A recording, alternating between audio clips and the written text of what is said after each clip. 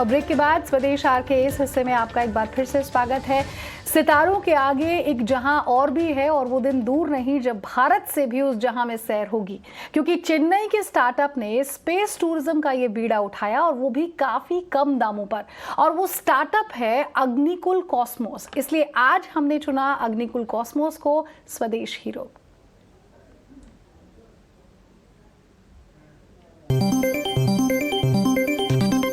अनंत आसमान और अनंत संभावनाएं। स्पेस रिसर्च में अगर सबसे पहले किसी निजी कंपनी का नाम आता है तो वो है इलॉन मस्क का स्पेसएक्स। वहीं अमेज़न के संस्थापक जेफ बेजोस भी अपनी कंपनी ब्लू ओरिजिन के साथ अंतरिक्ष के एज तक हो आए हैं। लेकिन क्या आप जानते हैं कि भारत में भी स्पेस क्षेत्र में बड़ी छलांग लगाने की काबिलियत के साथ काम कर रहा है स्टार्टअप अग्निकुल कॉस्मोस। अग्निकुल का दावा है कि वे हैं भारत की पहली private space launch vehicle company.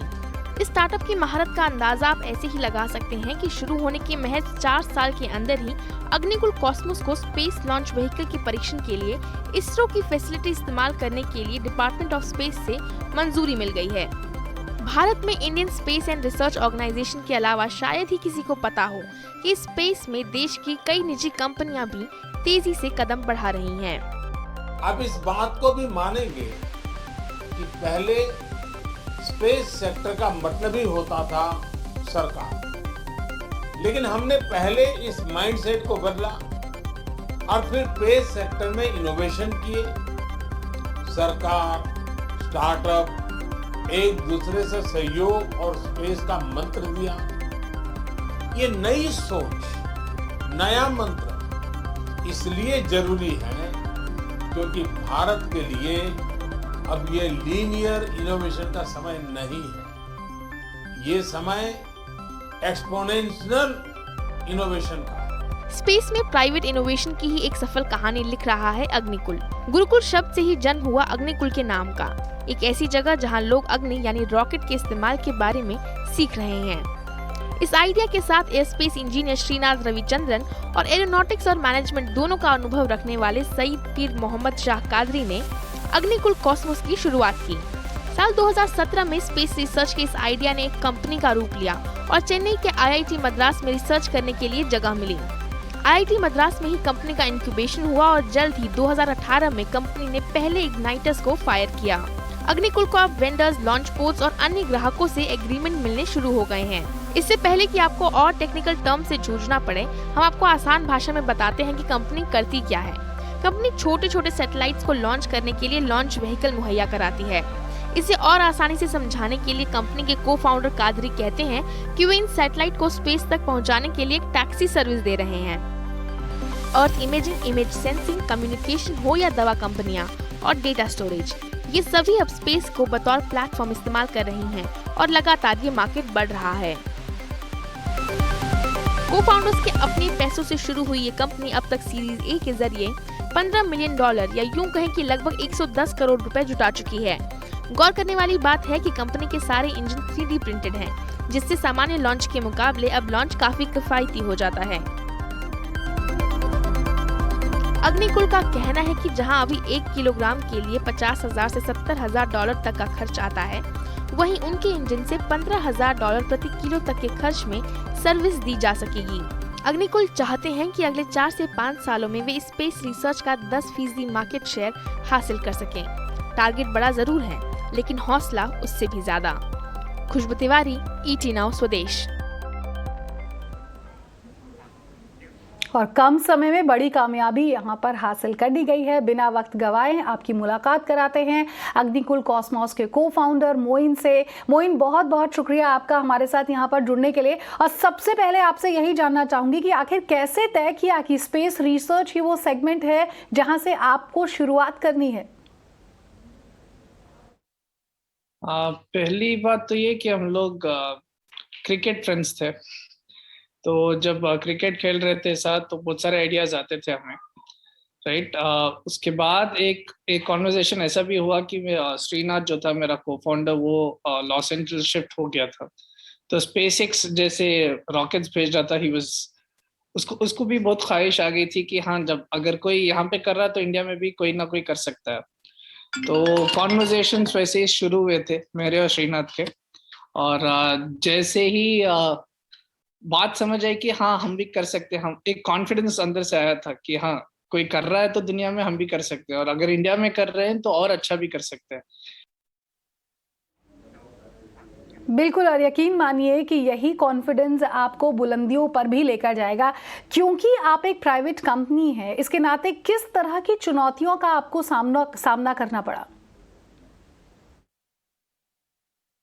Company शुरुआत करने से और जब तक फंडिंग सिक्योर कर रहे थे हम लोग, सब में एक ही सवाल हो रहा था, ये कर क्या रहे हो, पहले ये अलाउड है या नहीं है, it is this really allowed, यही क्वेश्चन नॉर्मली पूछा जा रहा था। लेकिन जैसे जैसे हम इसको जवाब दे रहे थे कि हाँ ये अगर कोई कर रहा है दुनिया में हम भी तो कर सकते हैं, और इसरो की सपोर्ट की वजह से ही हम लोग ने इतना भी ग्रोथ किया।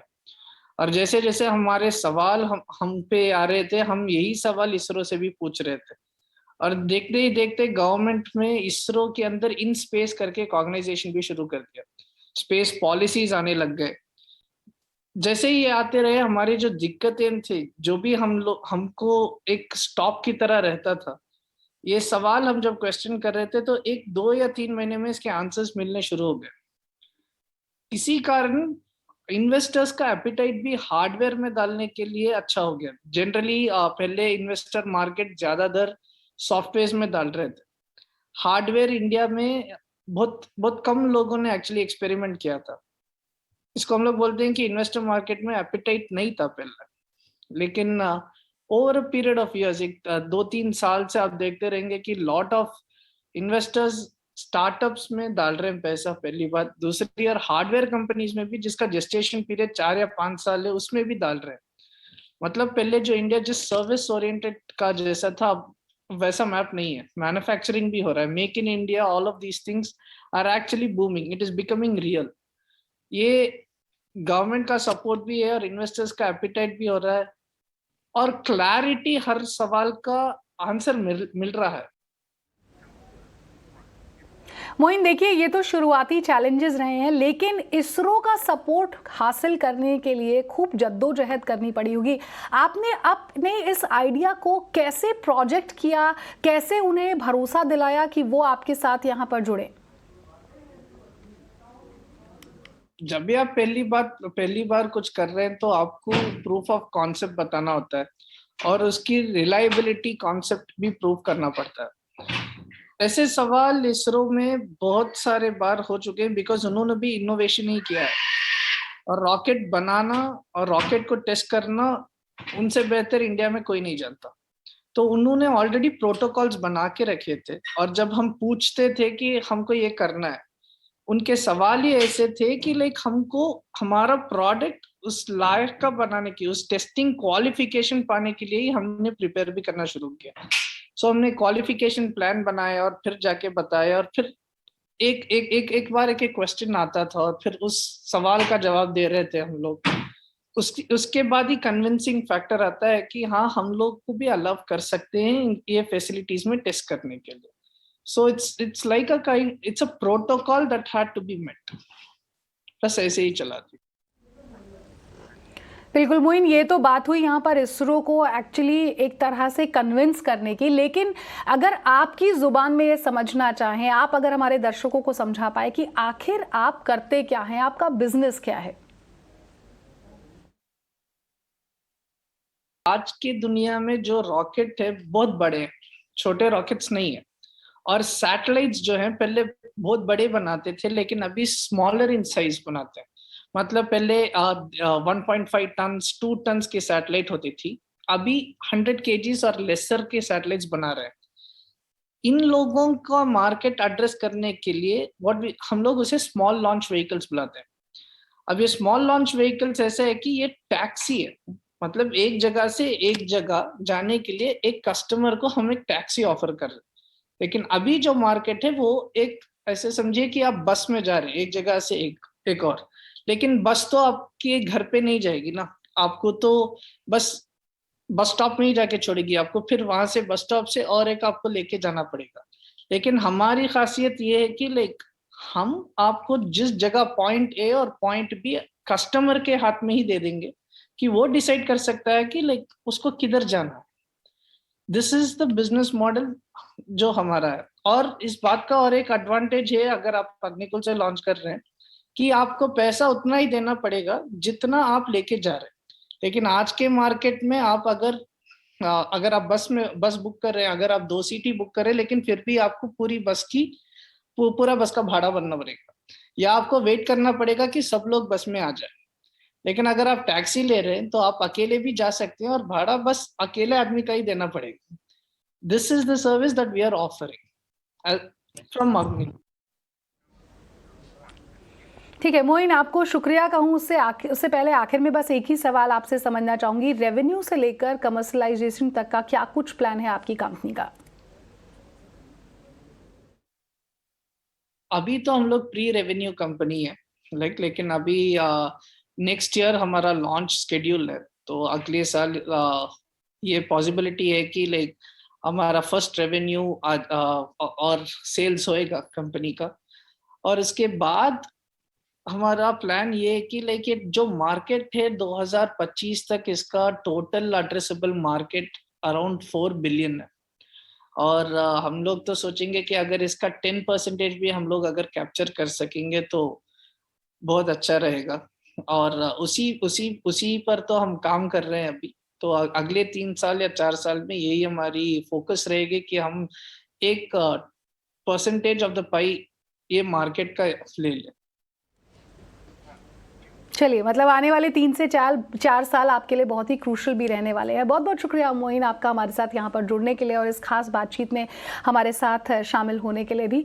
तो स्वदेश आर के हमारे आज के इस सफ़र में बस इतना ही। दीजिए इजाज़त, खबरों का सिलसिला लगातार जारी है। नमस्कार।